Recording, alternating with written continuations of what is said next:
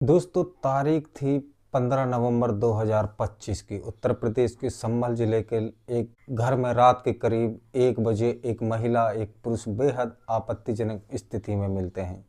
लेकिन तभी घर का दरवाजा है जो खुलता है और अंदर एक शख्स दाखिल होता है और उसके बाद एक ऐसे जुर्म को अंजाम दिया जाता है जिसकी कहानी जानने के बाद आपके हाथ पांव हैं जो कांप जाएंगे। यकीन मानिए, ये एक ऐसी घटना है और जिसकी कहानी बेहद ज्यादा जो डरावनी होने वाली है। तो साथियों, हम शुरू करते हैं आज की एक सच्ची घटना। समय था 15 दिसंबर 2025 के सुबह सुबह का वक्त था और तभी उत्तर प्रदेश के चंदौसी के बाहरी इलाके में पास कुछ लोग हैं जो निकल रहे थे। लेकिन जैसे ही जो ईदगाह के पीछे से गुजरने लगे तभी उनके जो कदम हैं अचानक रुक गए, क्योंकि वहां कुछ ऐसा था जिसे देखकर लोगों ने पहले से अपने हाथ नाक पर रख लिए थे और कुछ ही पलों में उनके दिमाग में जो खतरे की घंटी बजने लग जाती है। जमीन पर एक बड़ा सा काले रंग का जो बैग पड़ा था, लेकिन वह कोई आम बैग नहीं था।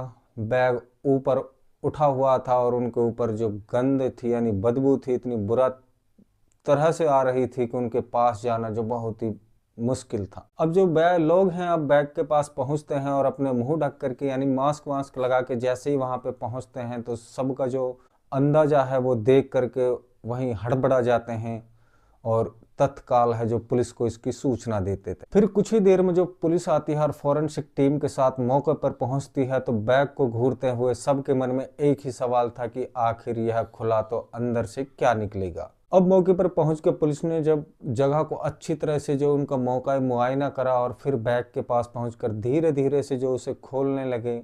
अब जैसे ही वह बैग खुला तो वहां मौजूद हर शख्स है जो दंग रह जाता है कि बैग के अंदर एक जो मृत शव मिला था। लेकिन यह एक ऐसा शव था जिसका ना सर था, ना हाथ थे, ना पैर थे और जिसकी पहचान करनी लगभग लगभग जो इम्पॉसिबल था। वहीं दूसरी तरफ जब पुलिस ने आसपास के लोगों से जो उनकी इन्वेस्टिगेशन यानी पूछताछ शुरू की तो वहां पर ना ही कोई सब चश्मदीद मिला और ना ही कोई ऐसा सुराग जिससे जो शव की पहचान की जा सके। अब यह पुलिस के लिए सबसे बड़ी जो चुनौती बन जाती है कि अब पुलिस के सामने बहुत बड़ा सवाल खड़ा हो जाता है कि शव है किसका और इसे क्यों मारा है और किसने मारा है।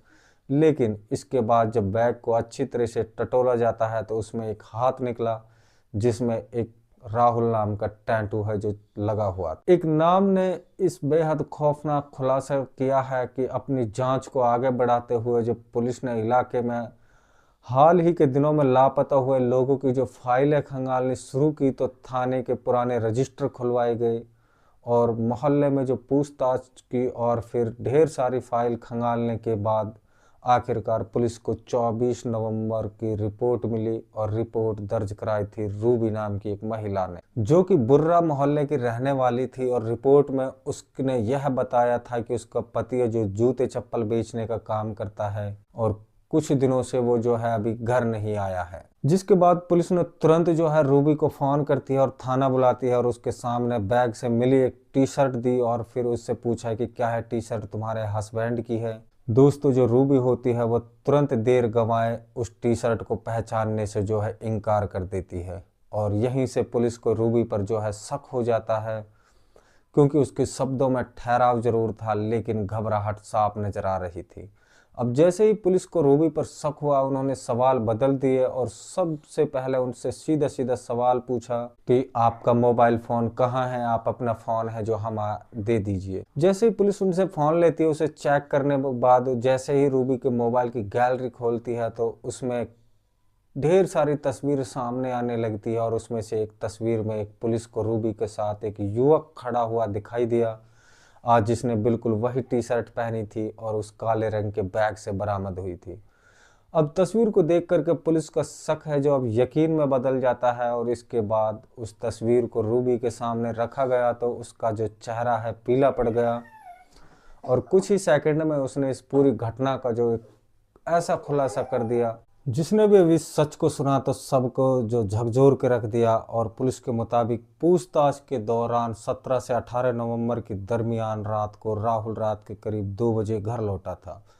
उसने जैसे ही दरवाजा खोला तो वहां कमरे का नज़ारा देख के उसके पैरों तले की जो जमीन है वो खिसक जाती है। उसने देखा कि उनकी जो वाइफ है रूबी मोहल्ले के एक युवक गोरख के साथ बेहद आपत्तिजनक सिचुएशन में है। और जैसे ही राहुल ने जो है नज़ारा देखा तो उनके बीच जो विवाद शुरू हो गया और विवाद इतना आगे बढ़ गया कि बात हाथापाई तक पहुंच गई। लेकिन इसी अफरा तफरी में रूबी ने अचानक लोहे की जो राड उठाई और राहुल के सर पर जो हमला कर दिया, जिसकी वजह से वह जमीन पर गिर जाता है और फिर कुछ ही देर में उनकी जो सांसें हैं हमेशा के लिए थम जाती हैं। कहानी जो यहीं ख़त्म नहीं हुई, इसके आगे की कहानी और भी जो है ज़्यादा डरावनी है। अब रूबी और उसका प्रेमी गौरव शव को ठिकाने लगाने का जो प्लान बनाने लगते हैं और प्लान के मुताबिक वह सबसे पहले कटर मशीन लेकर आए और फिर उनके शव के जो टुकड़े किए। इसके बाद बाजार से काले रंग के जो 2 बैग खरीदे गए। इनमें से एक बैग में सर रखा गया और दूसरे में धड़, और फिर मोहल्ले को बहते हुए पानी में बहा दिया गया। दूसरे बैग को पत्रों यानी ईदगाह के पीछे खेत में फेंक दिया गया और इन दोनों की योजना प्लान के मुताबिक चल रही थी और खुद को बहुत ही जो सेफ महसूस करने लगते हैं। 24 दिसंबर को रूबी थाने पहुंची और अपने जो पति की गुमशुदगी की रिपोर्ट दर्ज कराई। और रिपोर्ट दर्ज कराने के बाद उसे ऐसा लगा कि अब उस पर कोई शक नहीं करेगा। लेकिन कहते हैं ना कि अपराधी कितना भी शातिर क्यों ना हो, कोई ना कोई गलती जरूर कर देता है। और यहाँ पर उनकी यह गलती थी कि उन्होंने टैटू और एक टी शर्ट और मोबाइल की कुछ तस्वीरें हैं। आखिरकार पुलिस ने सारे सबूत जोड़े और रूबी के घर से कटर मशीन बरामद कर ली गई और गौरव को जो गिरफ्तार किया। और फिलहाल पुलिस इन दोनों के खिलाफ संबंधित धाराओं के तहत मुकदमा दर्ज करके उन्हें न्यायिक हिरासत में भेज लिया है। तो साथियों, यह था उत्तर प्रदेश का वह खौफनाक मामला जिसके खुलासे ने हर किसी को चौंका के रख दिया। आप इस पूरे मामले पर क्या कहना चाहेंगे, कमेंट में ज़रूर बताना है। और नए नए कहानी जानने के लिए आपसे एक रिक्वेस्ट है कि चैनल को ज़रूर सब्सक्राइब करें। तो साथियों, आपसे हम फिर मिलते हैं कल एक नई कहानी के साथ में। तब तक के लिए हम लेते हैं आप लोगों से अलविदा।